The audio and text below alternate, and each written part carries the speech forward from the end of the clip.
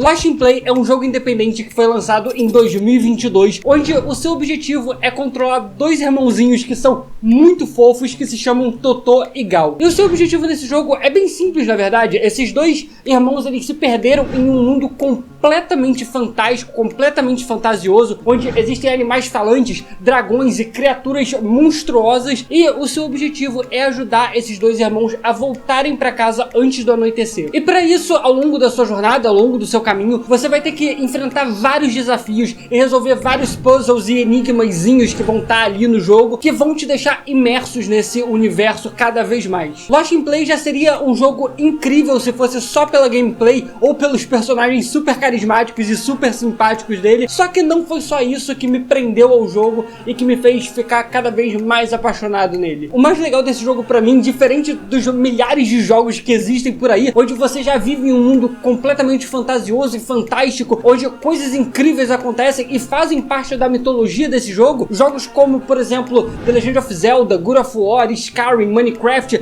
enfim, a lista imensa de mundos incríveis que existem por aí. O ponto é que em todos esses jogos que a gente joga, tudo aquilo ali é real, só que aqui em Lost in Play, todas essas aventuras, todos esses lugares e todos esses desafios que ele passam, nada disso é real, nada é verdade. E esse é o mais interessante em Lost in Play, é isso que me prendeu a história dele tudo, que nada ali precisa ser real, nada precisa ser de verdade, você só precisa acreditar que elas são. Oi, eu sou o Matheus e sejam todos muito bem-vindos ao incrível mundo de Lost in Play.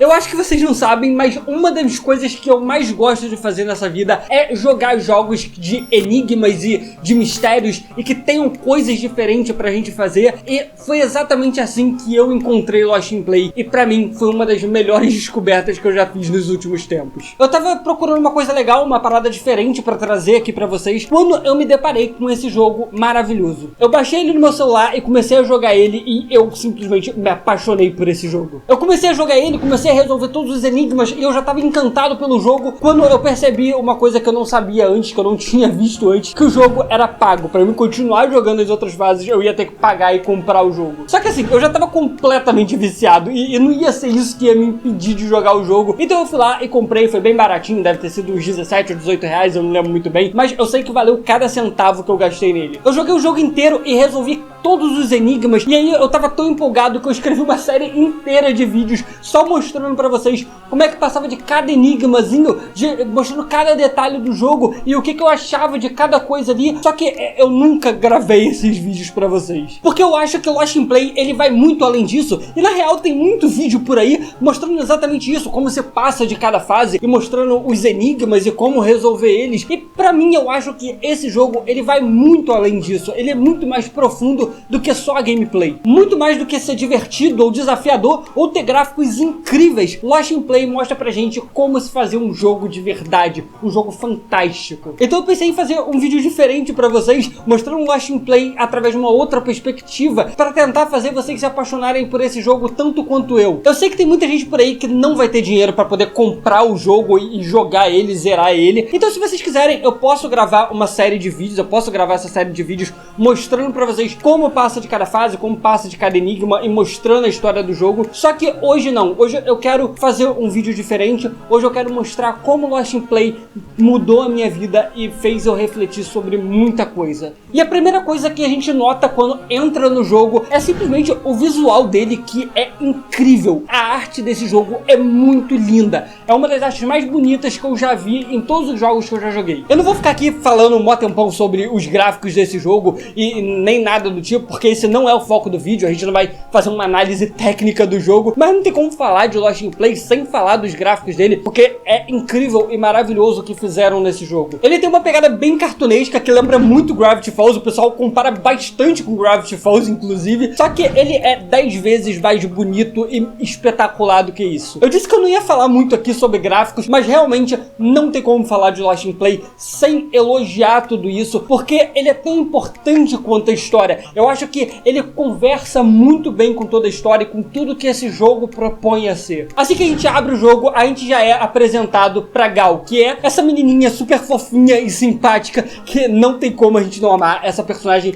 é extremamente carismática. E desculpa, se você não gosta da Gal, se você não gosta dela, você já tá morto por dentro. E eu não sei o que você tá fazendo convivendo em sociedade. Desculpa, não tem como não amar essa personagem. Mas essa primeira fase é só o tutorial do jogo, onde a gente vai aprender as mecânicas dele, aprender como o jogo funciona e em como encarar cada situação ali dentro. É bem básico, na verdade, mas não é nisso que a gente tem que focar agora. Porque essa primeira fase é onde ela mostra todo o conceito do jogo e tudo que a gente vai ver dali pra frente. Esse mundo onde a gente tá completamente fantástico, onde tem espelhos flutuantes, portas para outras dimensões e criaturas estranhas, nada mais é do que um sonho da própria Gal. E é esse sonho que vai determinar como ela vai agir no restante do dia e todas as outras coisas que vão acontecer com ela. Nessa primeira fase, a gente encontra 3 personagens que são super importantes pro restante do jogo. Tem esse velhinho que é super simpático e ele aparece de várias formas diferentes, quase como se fosse um ser super poderoso que sabe exatamente onde a gente tá e sabe exatamente quando a gente precisa de ajuda, e ele sempre nos acompanha. A gente vê também esse pato que tá fumando um cachimbo que solta bolhas de sabão, que só por esse fato aí já dá pra ver que ele não é muito confiável. Eu pelo menos não confio muito nele. E a gente também tem o Rei Sapo, e os sapos, eles são muito importantes nesse universo, até porque toda a nossa jornada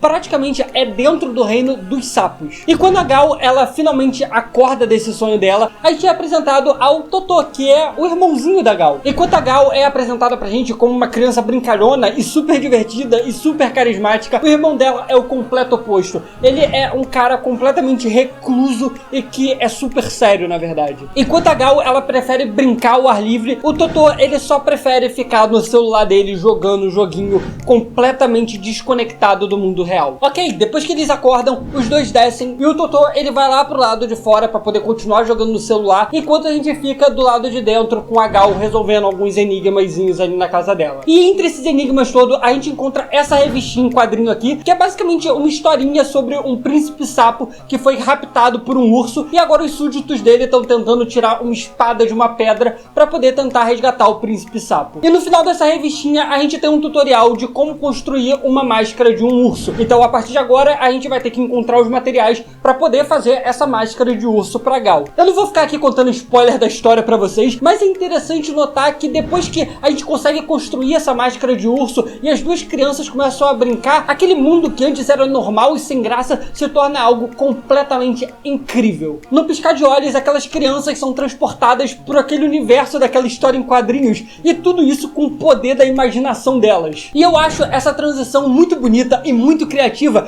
porque é como se a gente também fosse transportado ao mesmo tempo para aquele universo. É como se a nossa imaginação tomasse forma e agora a gente vive num universo muito maior e muito mais interessante, onde coisas incríveis acontecem e a gente pode viver de verdade uma grande aventura. Eu gosto muito desse universo de Lost in Play, justamente por ele tratar de uma coisa que eu gosto de usar bastante, que é a criatividade. A história, ela fala literalmente de como a gente pode ser criativo e em como as nossas ideias podem fluir de um modo muito leve. E é exatamente isso que acontece quando a gente é criança. A gente consegue criar mundos inteiros dentro da nossa mente, com leis, regras, personagens e um universo inteiro cheio de coisas complexas que às vezes a gente nem sabe que tá criando, que a gente nem sabe que tá ali, mas que elas existem. E aí essa imaginação, ela é tão forte que muitas das vezes a gente consegue ver essa coisa tomando forma na nossa frente. Quem quando era criança não tinha um amigo imaginário, ou quando brincava com os brinquedos não conseguia imaginar o universo inteiro se formando ao redor dele, e a gente criava histórias incríveis e fantásticas e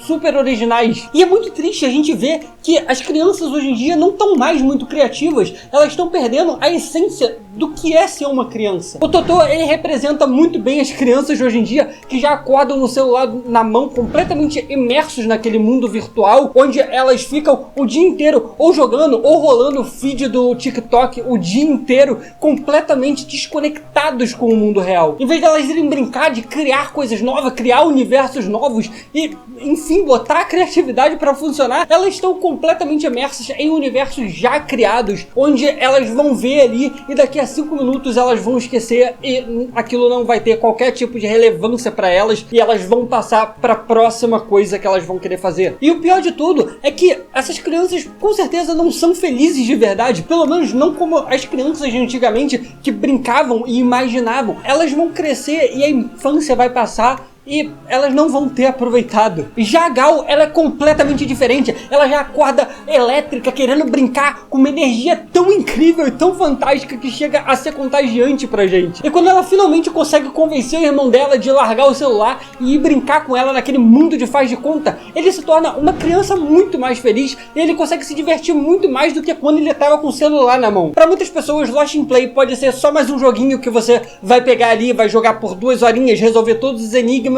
e vai deixar de lado e passar pro próximo jogo. Só que pra mim foi um pouquinho diferente, porque eu já joguei esse jogo tem um tempinho já, só que ele ficou gravado em mim de uma tal forma que eu não consigo esquecer dele. Eu já joguei esse jogo umas 3 ou 4 vezes, eu já sei como se passa de cada enigmazinho, eu já sei como resolver tudo, mas mesmo assim eu continuo jogando, porque eu não consigo me desvincular desse jogo, porque ele é simplesmente incrível. A maioria das vezes quando eu jogo algum jogo, eu simplesmente gosto de me colocar na pele do personagem e gosto de me transportar para aquele universo, para poder entender como é que aquele lugar funciona e para que cada experiência que eu vivo ali, cada decisão que eu tome tenha um real peso na minha vida. Quando você para de tratar o jogo como simplesmente um jogo e começa a tratar ele como uma experiência, aquele mundo digital se torna algo muito mais real e muito mais profundo. E quando você faz isso jogando Lost in Play, essa experiência se torna algo simplesmente incrível. Eu gosto muito de trabalhar com criatividade, seja criar histórias, fazer vídeos, ou desenhar, ou tirar fotografias, enfim, eu gosto de fazer qualquer coisa que envolva criatividade. A todo momento do meu dia eu tô criando coisas novas, tentando ter ideias diferentes e tentando enxergar o mundo de uma perspectiva diferente. Só que assim, o fato de eu gostar de criar coisas não significa que eu seja uma pessoa extremamente criativa e inovadora. Não, eu tô muito longe disso. Na verdade, eu me critico o tempo todo e eu acho que nada do que eu crio realmente tá muito bom. E é exatamente por isso que eu me apaixonei por Lost in Play, porque desde o momento em que eu paro de ser o Matheus jogador e me torno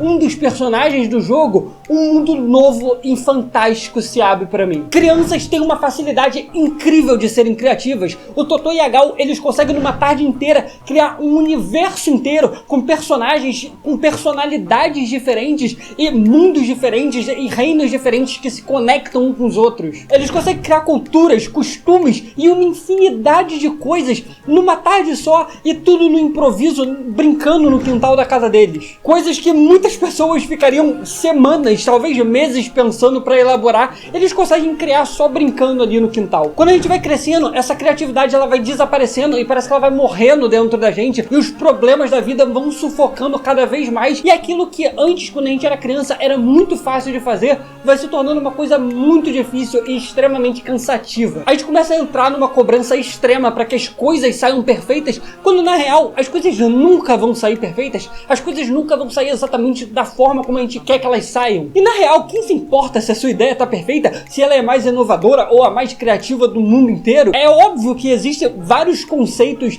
que vão ajudar a sua história a ficar mais interessante, que vão ajudar as suas ideias fluírem melhor, só que às vezes a gente fica tão preso no julgamento das outras pessoas e o que as pessoas vão achar daquilo que a gente tá fazendo, que a gente nem começa a fazer nada. E aí a gente começa uma cobrança tão grande em cima da gente mesmo, que parece que tudo que a gente faz tá ruim, porque a gente já tá imaginando o que os outros vão falar dessa ideia. Uma ideia não precisa ser extremamente inovadora ou original, e a gente vê exatamente isso sendo mostrado em Lost in Play. Lembra que eu disse que lá no começo do jogo a gente encontra essa revista em quadrinho aqui? Então, é ela que dá início pra brincadeira toda do Totô e da Gal. Eles basicamente recriam toda essa história em quadrinho, onde o príncipe sapo é capturado e eles têm que arrumar uma maneira de resgatar ele do urso. E quando essa brincadeira acaba, quando essa recriação da história acaba, eles basicamente criam uma história nova e completamente original, onde eles se perderam e eles têm que conseguir voltar pra casa antes do anoitecer. A criatividade, ela não funciona sob pressão, então por que a gente